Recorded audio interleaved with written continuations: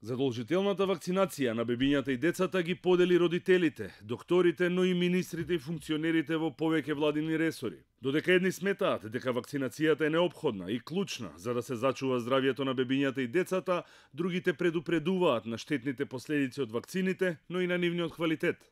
Министерот за здравство Венко Филипче викендов изјави дека степенот на вакцинација опаднал и дека тоа представува ризик за целото општество и најави воведување на нови, квалитетни и модерни вакцини. Со години нашата земја имаше одличен степен на вакцинација, за жал сега тоа повеќе не е така. Постои голем ризик, дел од болестите кои што со години назад се веќе искоренети да се вратат назад, да ги донесат патниците од земјите каде што тие се уште се присутни, да се заразат нашите деца кои што не се вакцинирани, а тие да ги заразат и другите деца кои што се уште мали да бидат вакцинирани. Тоа е огромен ризик. Она што најмногу ја заинтригира јавноста беа најавите на министерот дека вакцинацијата ќе биде задолжителна при упис на детето во градинка, забавиште или училиште.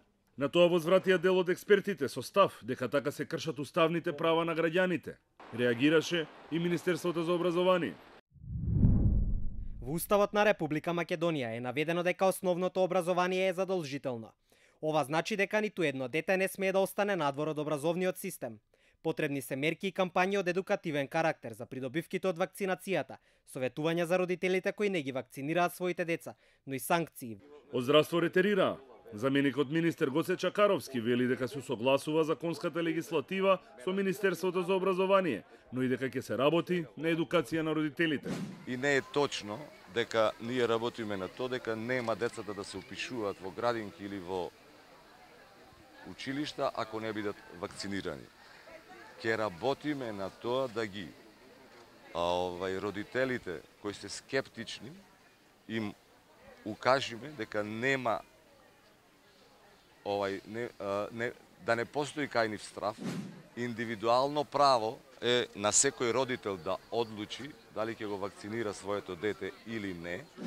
Институтот за јавно здравје минатата недела го објави извештајот за вакцинација и ревакцинација во Македонија во 2017 година. Во него е нотирано дека во однос на примарната вакцинација, најголем опфат, од речиси 97%, има со БЦГ вакцината против туберкулоза, која се дава најдоцна до 12 месеци по раѓањето. Најмал успех има со ХПВ вакцината, која има опфат од само 48% и која години наназад е оспорувана од родителите.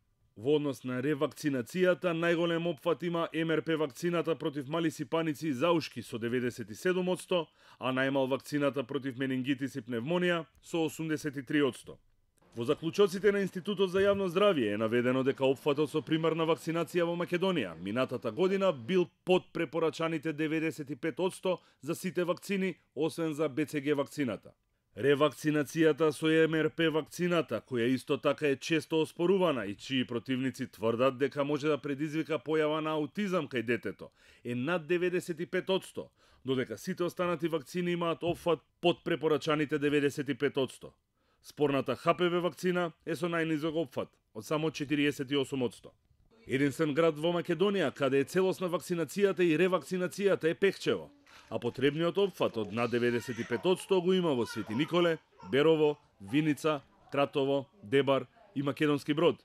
Најмал одзив за вакцинација и ревакцинација, кој е дури и под 80%, има во Скопје, Куманово и во Прилеп.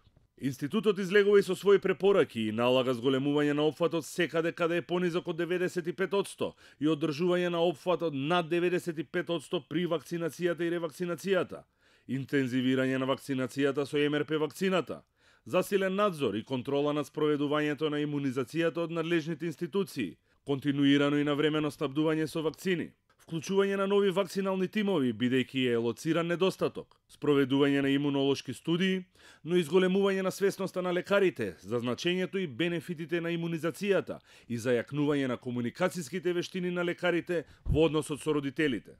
Според календарот за имунизација од 2018 година, од раѓање па до 18 година, секое бебе, а потоа и дете во Македонија мора да прими вкупно 12 вакцини. Во стратегијата за имунизација на Министерството за здравство се наведени неколку клучни достигнувања во областа на имунизацијата, како што е воведувањето на вакцинацијата против дифтерија и тетанус во далечната 1951 година и големата кашлица во 1960 година. Последниот случај на дифтерија во Македонија е регистриран во 1976 година, а постпородилен тетанус во 1993 година. Вакцината против морбили е воведена во 1972 година, а против паротитис и рубеола во 1983. Вакцината против хепатит Б е воведена во 1993 година, а како задолжителна во календарот за имунизација е поставена во 2004. Во 2002 година Македонија, заедно со сите држави од Европа, е прогласена како земја ослободена од полио.